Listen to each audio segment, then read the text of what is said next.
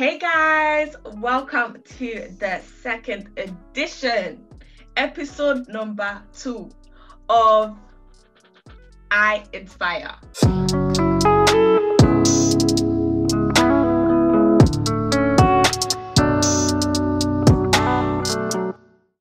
We are collaborating today with Mr. Davido, David himself.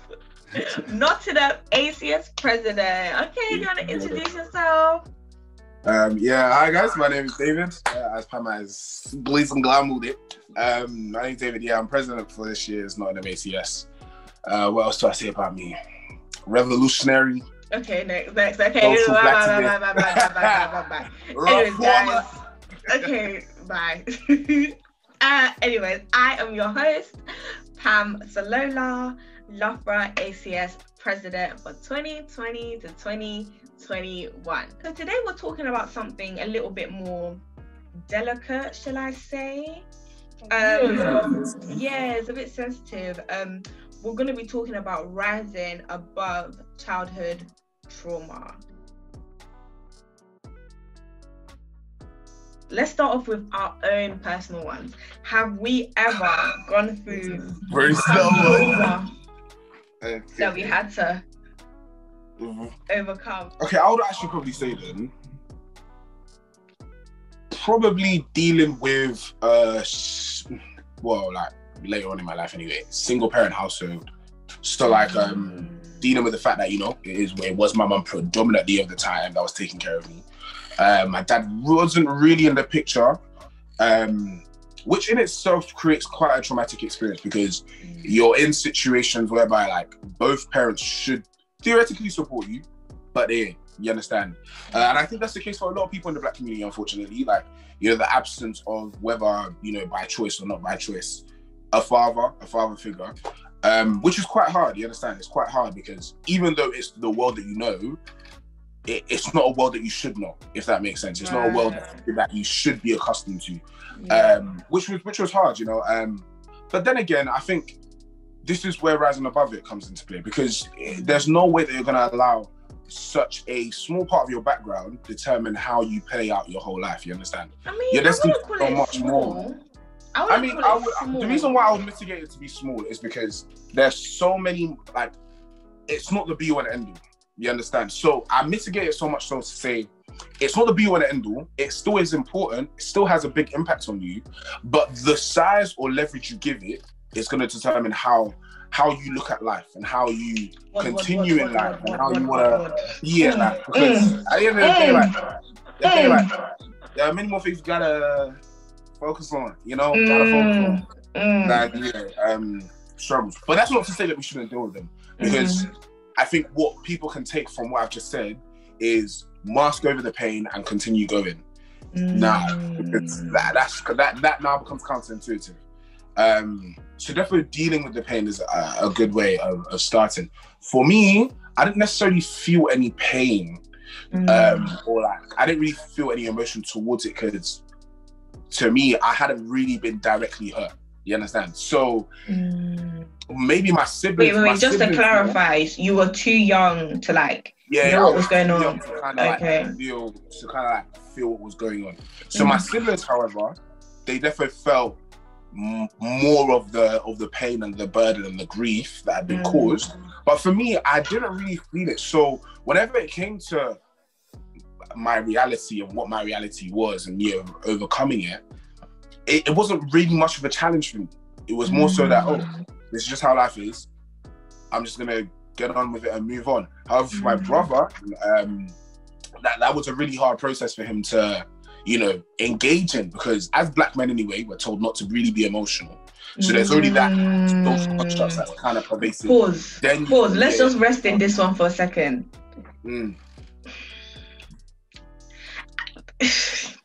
I can't speak that thing about men have to be strong, men have to not show emotion. I've even felt that I have a little brother and I remember I wanted to sit down and just talk to him and be like, what's going on your mind, how far, what's going on, what's the gist, what's the tea, what's your ups, what's your downs. He was like, nah man, that's where I was like, And then I was talking to one of my male friends, and he was like, "Oh, Pam, even the fact that I'm venting to you, I feel like an expletive. If I don't know if you catch that, but I feel like," and I was like, because it's the psychoanalysis thing. Like, firstly, you've got the patriarchy. The patriarchy already tells you how men should be. You understand? Let me just throw you a question real quick before you land. Do you think that this whole idea of men having to, you know, look tough and be tough, do you think that's true? Or traumatic? No, it's 50-50. And that's why I said the psychoanalysis comes in. Because the patriarchy already tells you need to be a certain way. You understand? So it's already dictated to you, this is how you should be if you want to truly be a man. Then you have the fact that you're a black man.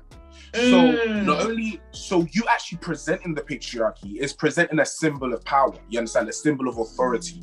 So you're compensating for the oppression that you've received as a black man by fulfilling the metrics of the patriarchy. That's the psychoanalysis. I'm so sorry. I know we need to be serious for this topic, but your English is really English.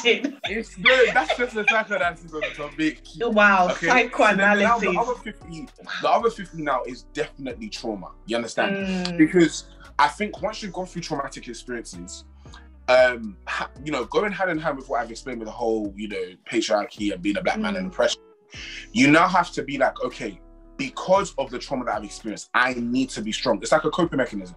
You understand? It kicks in, and sometimes it's very, very subconscious. You understand? Sometimes it comes from social pressures or wanting to fit in or not wanting to be excluded or look different. You understand? So that's why you'll have situations with your brother and he'll be like, "Nah, that's wet," because we've conditioned ourselves as society. We've adopted it to be that, you know, being emotional, talking about our feelings is wet. But it's so funny because then again, we've synonymized being emotional with being wet. You understand? The whole thing of emotion. And being emotional is not just sad or being open or being vulnerable. That's showcasing any type of emotion. So deep that with that now, how much more are black people actually showcasing their emotion? You understand? Because we can definitely condone a black man being angry, but a black man being vulnerable, we can't condone. It's you know, it's about, I think it's just about rectifying the what's the word? The inconsistencies in how we move as black men. You understand? Bear in mind that in actual fact, we're just humans. So it's like we're literally fighting against the very nature in which we are.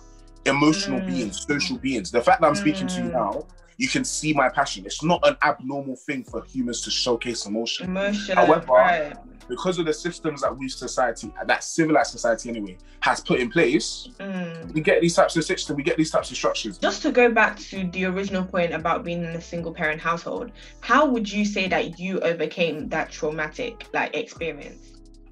I've always, in my mind, and you know this, man, we're good friends. Like in my mind, I've never really taken to disadvantage. Like I always say to myself, I'm always a person who likes to, you know, be the best I can be, aspire to do great things, etc., etc.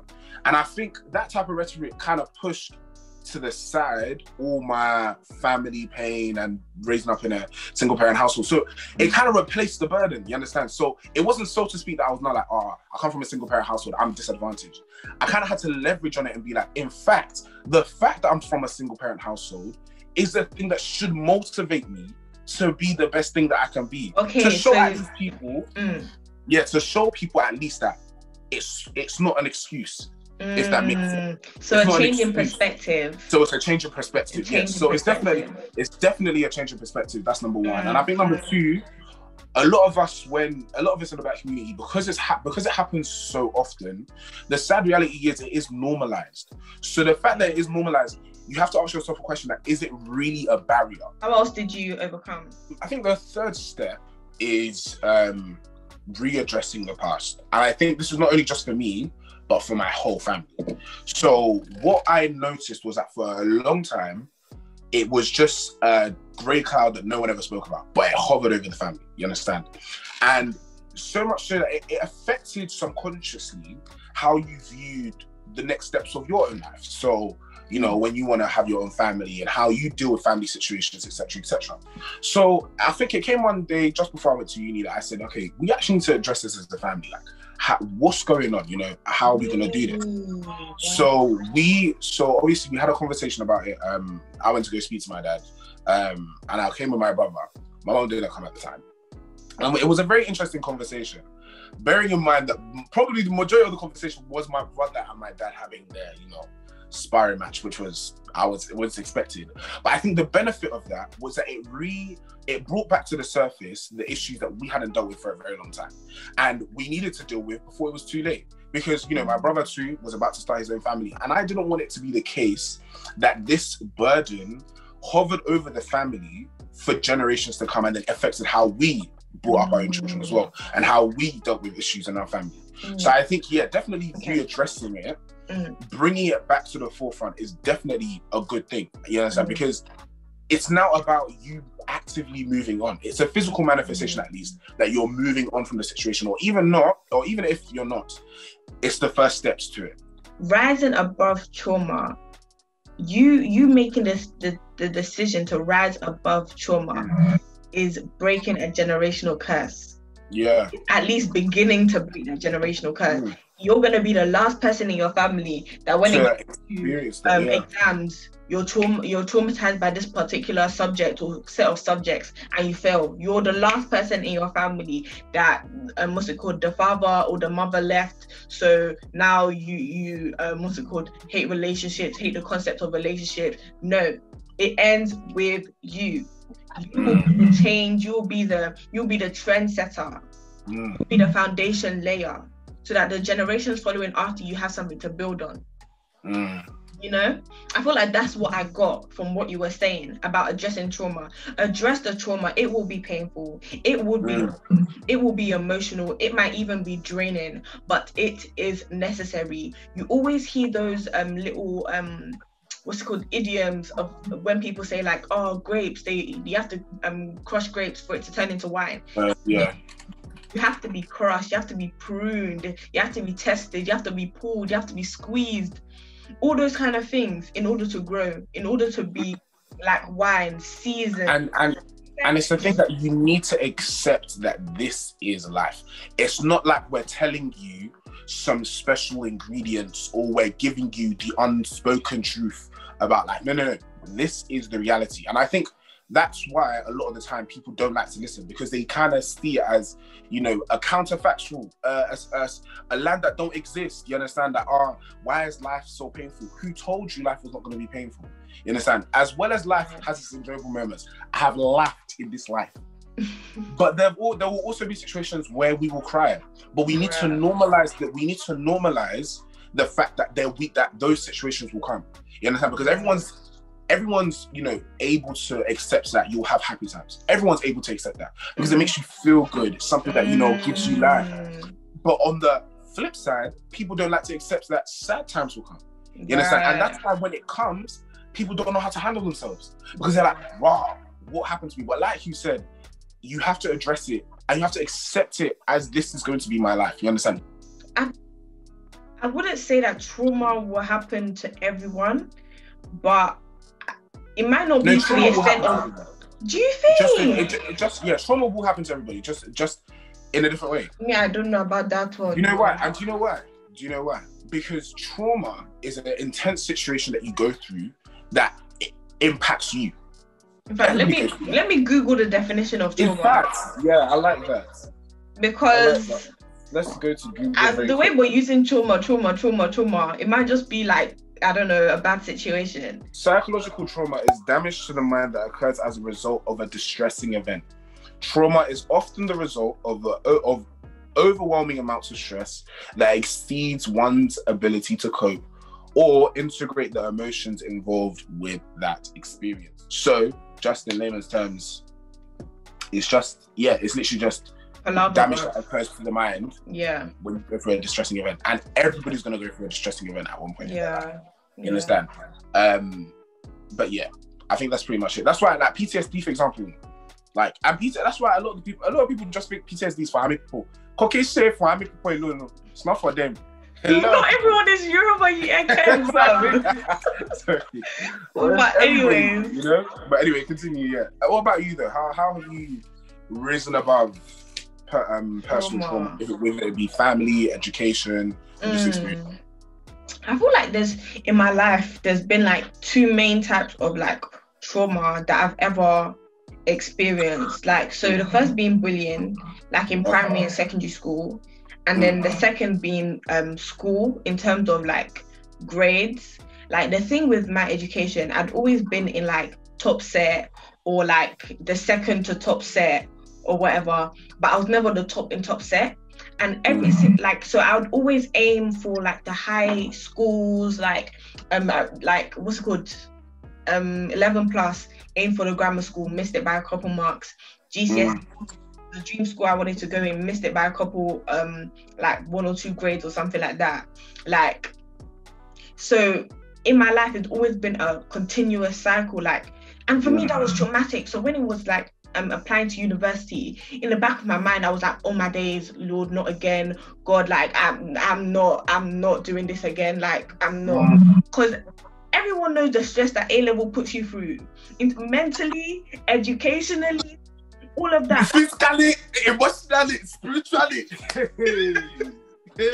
Literally for me, right, like in year 12, I was going through it family-wise, it was just a wow. So on top of A levels, and the thing is, I was bottom in like, okay, so I did English, business, econ, and EPQ in year 12. In 2 of those things, so business and economic, I was the bottom in my class.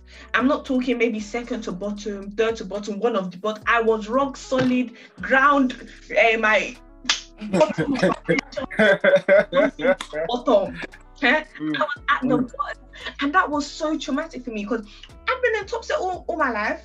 Yeah, I missed a couple grades sometimes in the exam, but like it wasn't like I was dumb. Like sometimes I'll get number 1 in the class in secondary school, primary school and stuff like that. So it was like, yo, I know I'm not dumb. So when I saw bottom, I was looking at God like, so how are you gonna explain this? Because me, I'm not seeing the revelation, I'm not seeing what's going on, and that was so traumatizing for me. So when it got to year 13, because the predicted grades I was getting, I was like, scary. That was trauma. Deep psychological, clinical. Those grades were traumatic for me. Now, what did I get? I think I was predicted like B, C, C. Your own is even good. Like, if I say my, your own is even good. If you say my, you. No, but like you have to understand, because it was like, it was the cycle of it. If it happened one time, when it was like end of term exam, and I just missed the 8 grade by 2 marks, traumatic. But big jump. So my jump from primary to secondary school, I missed the grammar school thing. Was it 8 marks? The pass mark was 218. I remember the numbers. I literally remember. Yeah, I remember my number was 215. Yeah, and the pass mark was 218 our year. So it was like, I missed it by 8 marks. I know it sounds like a lot, but I'm so sorry. I revised. You better, like, you know. And then secondary school, I needed to get into this IB school. I needed to get 45 points, and I got 43 points. So I was like, oh my flipping days. I was so embarrassed. Like I was, what's it called? Anytime people ask me, I thought you were going to X, Y, and Z school. And I was like, oh no, they wanted to give me different subjects. I was too embarrassed. Like, and then I got to, like I said, I got to 6th form, and I was like, enough is enough. Enough is enough. I rose above the trauma by flipping doing the work, bruv. My skin was horrific with the amount of stress, the amount of time, the amount of energy that I put into studying, into making sure that my teachers saw that I was putting in the work. Like, I went from being rock solid bottom of the class to being top 3 in all my subjects. Like, but it was traumatic. It was traumatic. But the point is, I'm saying all this to say that it is possible, but sometimes sacrifice is needed. In order to rise above trauma, you're gonna have to sacrifice your comfort for a period of time so that you can overcome it. Likewise, like I said, with I touched on bullying before, right? So with the bullying, like in primary school, I just remember like it was unprovoked. Like people were just rude to me for no reason. Do you get what I mean? Like, you know, easy target. Because I was a crybaby in primary school. I was like, I was an easy target. Like everyone was just coming for me for no reason. People didn't like me for no reason. Do you get what I'm saying? So that one's even different. Like I don't really remember that too tough. But secondary school, that one. It happened like was it year 8 or year 9? One of those years, Sha. It was, you know, in Popular Girls, you know, because what happened with my situation was like in year 7, like I felt like I made all my friends, but the way my school works is that they changed all the classes around in year 8. So my clique was like 10, 15 of us. So it went from being 10, 15 of us to in year 8, it was like 3 of us. And we were there in the middle, like, so do we go to this group or this group or this group? Like, where are we going? So I thought these black girls, the popular ones, you know what I'm saying? Like I already had friends there. So I was like, I could just slide my way in and kind of integrate. Like, it didn't work like that for them anyways. Do you know what I'm saying? Like, like it was just rude again, unprovoked. Like the biggest thing that like back then that I was called was like you're a beg. At this point, maybe I was a beg because I didn't know where I was going. I was just there, branded almost. But I was just collecting insult to my face, behind my back. People that I thought like were my friends, like were part of, like I hear them talking behind my back. You know, I'll see them like, I'll get to the table or I'll get to the place where they're sitting, and one by one they'll go somewhere else, and then they'll congregate and I'll be the only person there, and I'll just be like, what did I do so wrong? I just remember that was so traumatic because it was like, for me, it was just a disrespect. Like, how could you, like, to my face behind my back on social media, like, yeah, like, do you remember back in the day, like, what's it called, on Insta, they'll do this thing, like this post if you want to get a rating on the group chat. Yeah. Oh my gosh. Yeah.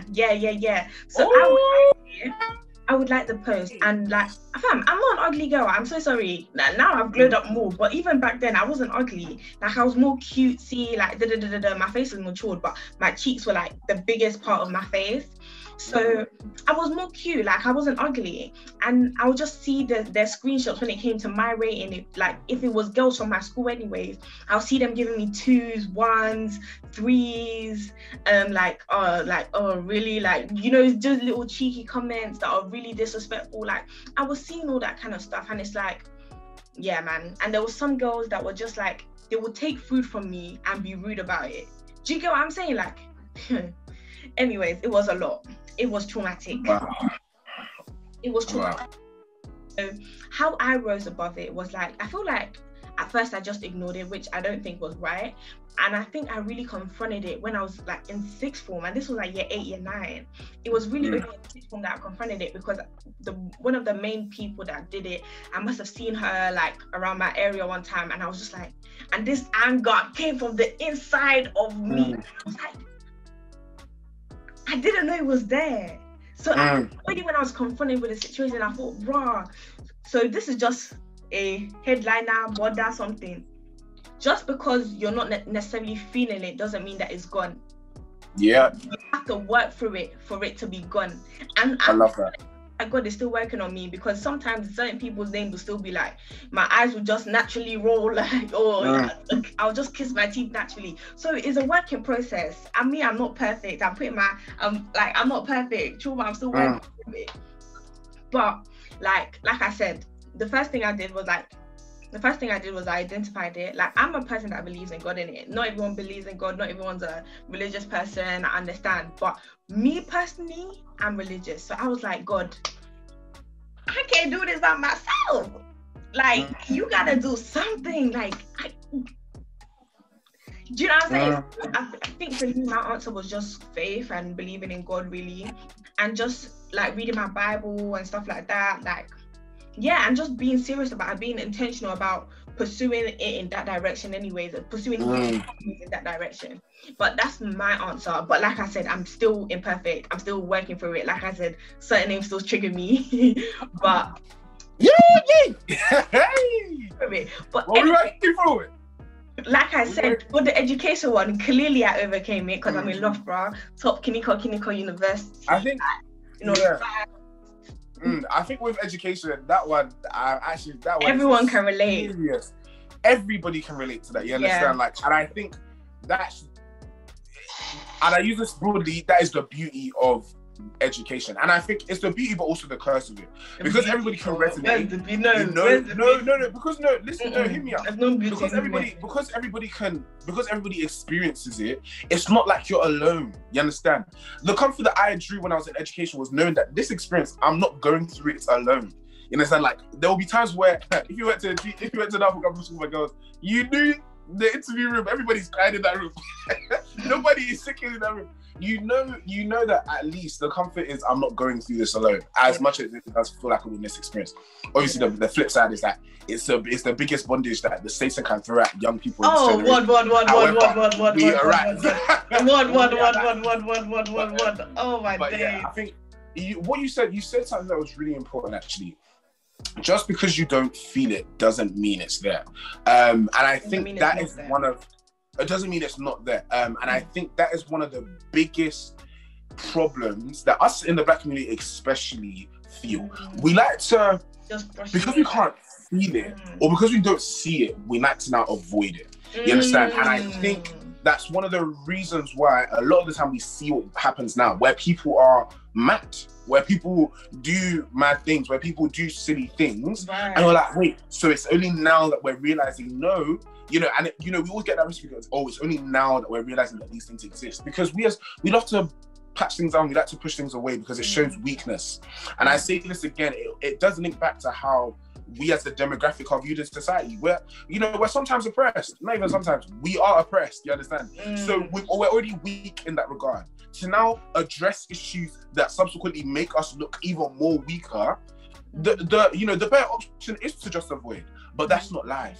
Because like you said, you'll now get to a situation where you're confronted with it and you won't realize that there's an emotion that rises to the surface. And you're like, raw, where did that come from? Where did that come from? Not knowing that this has always been there. It just took something to unlock it. You understand? We can definitely use that in a flip sense. You understand? When we're talking about unleashing potential, a lot of the time, because we don't feel bold, because we don't feel confident, because we don't feel courageous, we say to ourselves, we're not those people. We're not bold people. We're not courageous people. We're not successful. That's what people. trauma does to you. You understand? And that's what it does. But once you come to the realization that actually I am more than my situation, don't value yourself at the expense of the situation that you're going through or your trauma, because that's stupid. Like trauma itself is something that devalues. To now accredit your value to the trauma you've experienced, how much does that speak of you? You understand? Like, no, you're not seeing yourself in a good light. Breathe. That one was fast. What? Can you just slow down small? Oh, okay. Wait. I'm not sure if I agree with that. With what? What did I say? You said trauma devalues you. So to accredit your value, no. Trauma is a devaluing experience. That's not okay. Yeah, let me rephrase it. Okay. Let me rephrase it. But still, I don't understand how you can disagree. But it's all right. It's not wait. Let me rephrase it. So, trauma itself is a devaluing experience in terms of the psychological breakdown it does to you. You understand? It makes you feel lesser. It makes you feel inferior. Now to value yourself against that metric, it's damaging. You understand? It's detrimental to you. It makes you look stupid because your trauma doesn't define you. You understand? It's about how you deal with things. It's about how you are. That is you. If that makes sense. Well, thank you for joining us. Thank you for blessing us with your presence or whatever. Thank you, love it. I am a busy man, so anytime I can, support and come out for the community. If I just use something to come out for the community. When you are such a revolutionary, come on for my screen, Joe. Anyways, guys, so that was that. Thank you again for tuning in to this episode of I Inspire. I inspire you. I aspire for you. to deal with your trauma, to overcome your trauma, and to prosper, to grow, to prosper, to go to new heights. Yes. Deuces. Bye, guys.